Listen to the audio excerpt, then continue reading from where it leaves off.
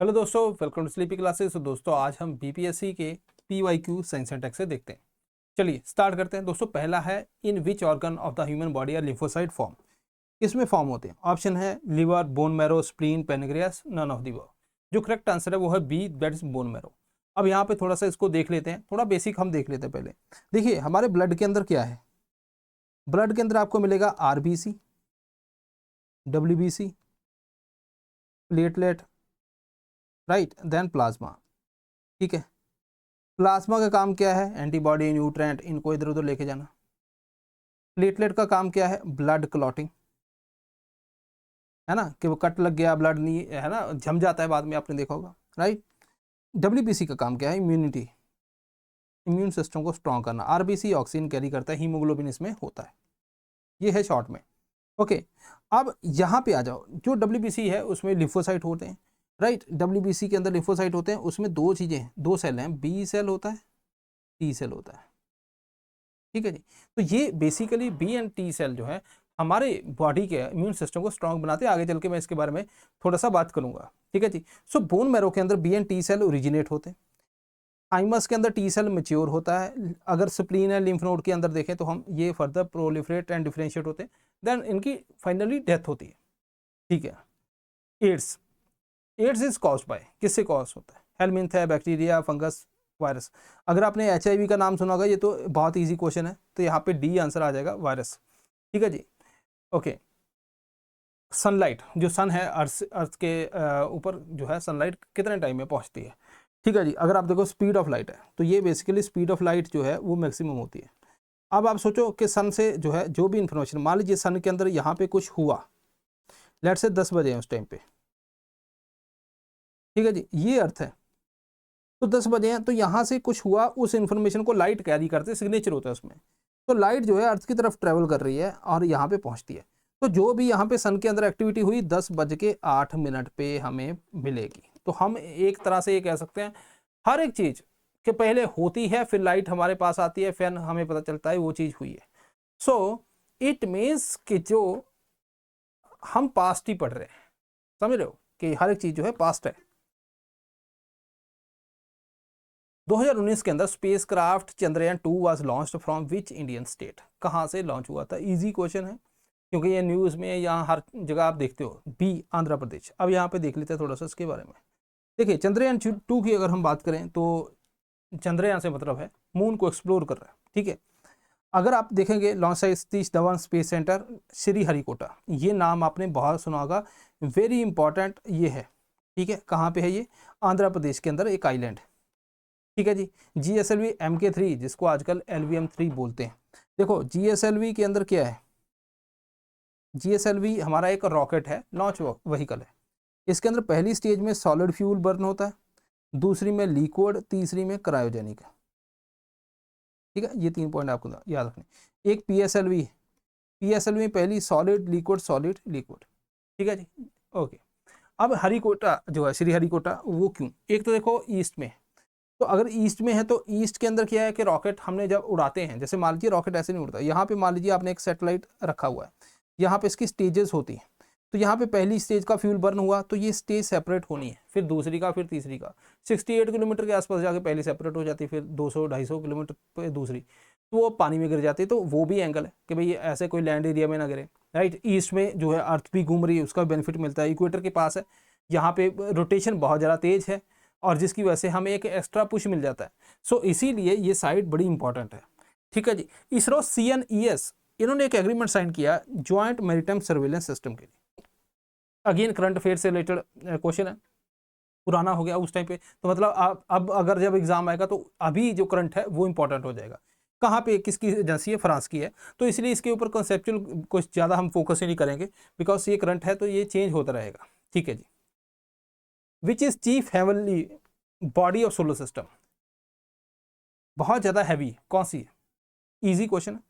हम ये पढ़ते हैं बेसिक में, सन तो बहुत ज़्यादा हैवी होते हैं। ठीक है, sun in the sense star, star बहुत ज़्यादा हैवी होते हैं। तो स्टार, सन क्या है? स्टार है।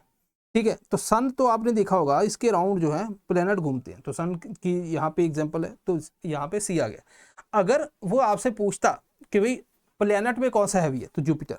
अब देखो जुपिटर हैवी है, उसके हिसाब से भी ये 1/1000 टाइम्स इतना छोटा है एज कम्पेयर टू सन। ठीक है, सन के अंदर जो है टोटल मास इतना है 99.8%। जितना अपने सोलर सिस्टम में मास है ना, आप समझो 99.8% सन में ही है, बाकी तो फिर बहुत कम है उसके कंपैरिजन। आप देखोगे एनर्जी सोर्स है, सेंट्रल पॉइंट है ना। तो ये है जो चीफ बॉडी।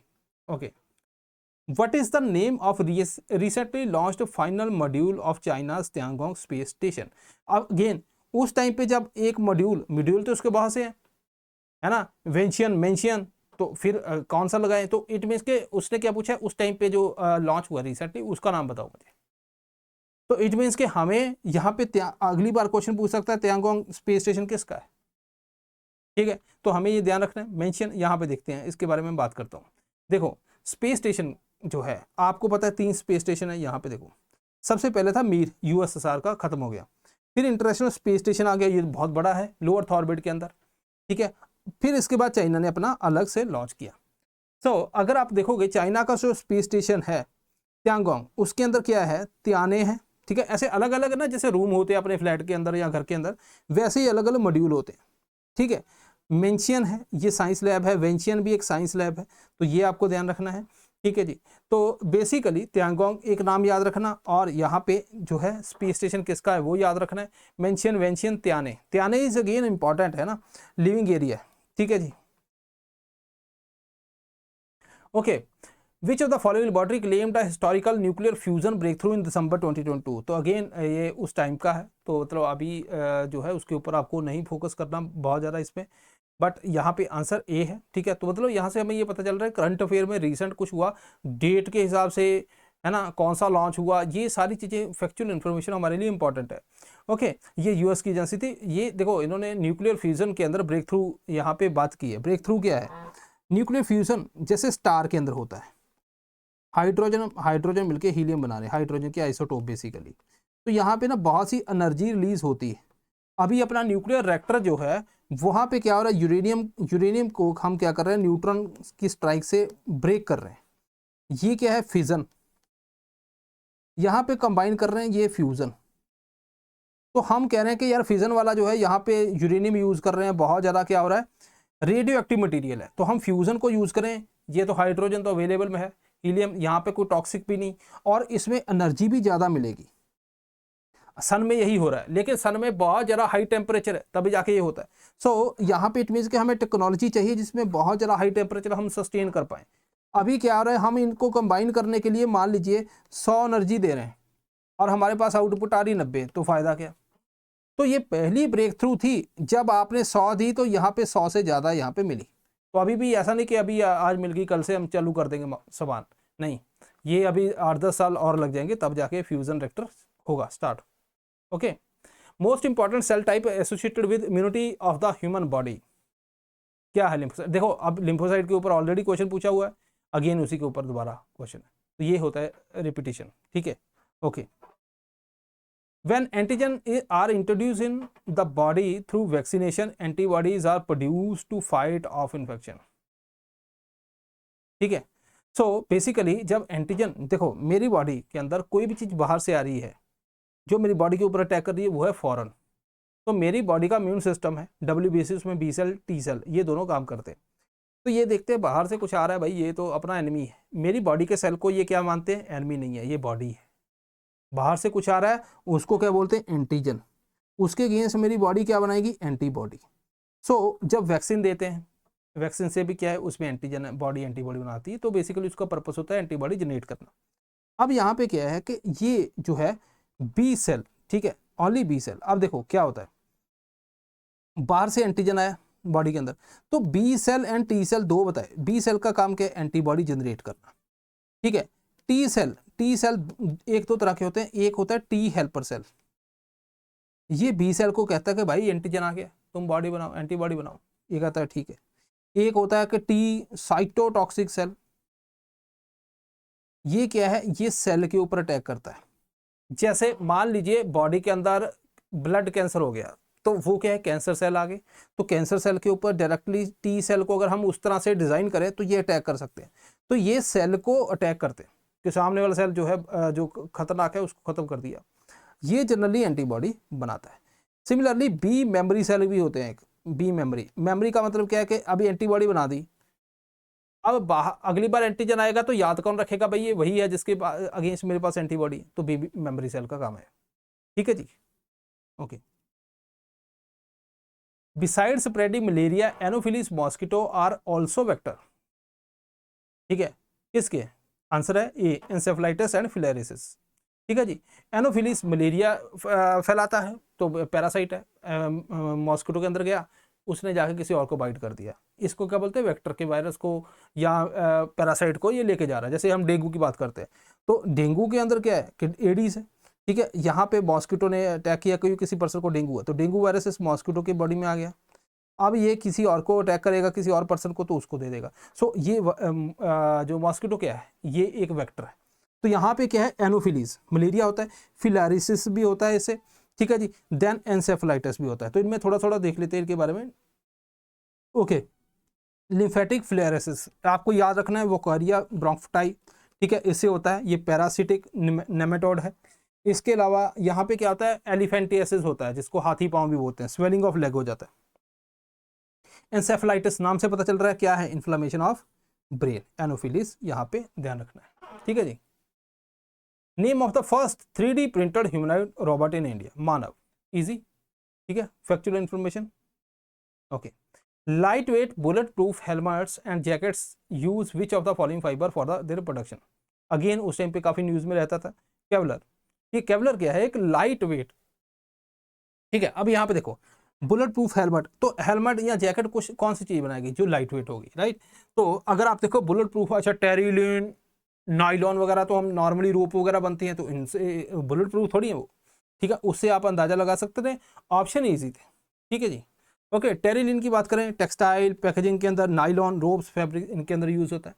इसके अंदर हाई टेंसाइल स्ट्रेंथ होती है कि आप मटेरियल रेजिस्ट करता है ब्रेकडाउन को। ठीक है जी, थर्मल स्टेबिलिटी और लाइट वेट है, ये भी एक इंपॉर्टेंट फीचर है इसमें। ओके, नेक्स्ट है number of scientific payload in Aditya L1 mission. ठीक है, कितने? यहाँ पे आंसर क्या है? Answer is 1, that is 7। ठीक है जी, A option. Okay, Aditya L1 क्या है? देखो L1 पॉइंट है, ऐसा समझो कि ये अपना सन है, ये अपनी अर्थ है। अब यहाँ पे एक पॉइंट है जिसको हमने बोला L1, इसको बोलते हैं लैग्रेंज पॉइंट। लैग्रेंज पॉइंट क्यों बोलते हैं? बिकॉज ये जैसे मान लो मैंने आपको 2 मैग्नेट दिए, आपने ये 2 मैग्नेट रखे, मैंने आपको एक आयरन की जो नेल दी, ठीक है, आयरन की कील है, आपने यहाँ पे रखी, दोनों में बैलेंस हो गया, ना ये खींच रहा है ना ये खींच रहा है। अगर आपने थोड़ी सी इधर की, ये खींच लेगा, इधर की, तो बोला कि बैलेंस बना के रखो। ठीक है, अगर मान लीजिए ये मैग्नेट बहुत बड़ा है तो ये जो सेंटर है यहाँ पे आएगा, क्योंकि ये इसके मैग्नेटिज्म बहुत ज़्यादा होगा, तो ये सेंटर यहाँ पे आएगा। सिमिलरली अर्थ की ग्रेविटी है, इसकी भी ग्रेविटी है, तो यहाँ पे एक सेंटर आता है, यहाँ पे बैलेंस रहता है, इसको लैग्रेंज पॉइंट बोलते हैं। इसमें क्या फ्यूल कम खर्चा आता है क्योंकि इसको कोई खींच ही नहीं रहा। यहाँ से आप सन को सीधा स्टडी कर सकते हो। अब इसको स्टडी करने के लिए हमें क्या चाहिए? इंस्ट्रूमेंट्स। ठीक है जी, ओके। कुछ फैक्ट देखते हैं। इसरो की second space based astronomy mission है एस्ट्रोसेट के बाद। ठीक है, पहली क्या कौन सी है? एस्ट्रोसेट। आदित्य L1 PSLV ने लॉन्च किया, ये आपको पॉइंट ध्यान रखना है। एंड यहाँ पे ये देखो, यहाँ पे आपको टोटल 7 जो है इंस्ट्रूमेंट पेलोड मिलेंगे। ठीक है, ये देखो, ये है वो पॉइंट जिसकी बारे में बात की। ऐसे ही 5 पॉइंट होते हैं। जेम्स वेब स्पेस टेलीस्कोप जो है यहाँ पे। ओके, तो दोस्तों 72nd PPSC फाउंडेशन बैच अगर आप ज्वाइन करना चाहते हैं, स्लीपी के साथ जुड़ना चाहते हैं, हम बहुत ही इसको कॉम्प्रिहेंसिव वे के अंदर NCERT, CSET video lectures, complete GS, Bihar GK syllabus, current affair PDF, PYQ PDF, सब कुछ जो है प्री मेंस टेस्ट और टेलीग्राम ग्रुप जो आपको सपोर्ट करता रहेगा, आपको गाइड करता रहेगा, इसके लिए हमने लॉन्च किया है, जो आप एनरोल कर सकते हो। ठीक है जी, सो दिस इज ऑल, मिलते हैं नेक्स्ट टाइम, थैंक यू।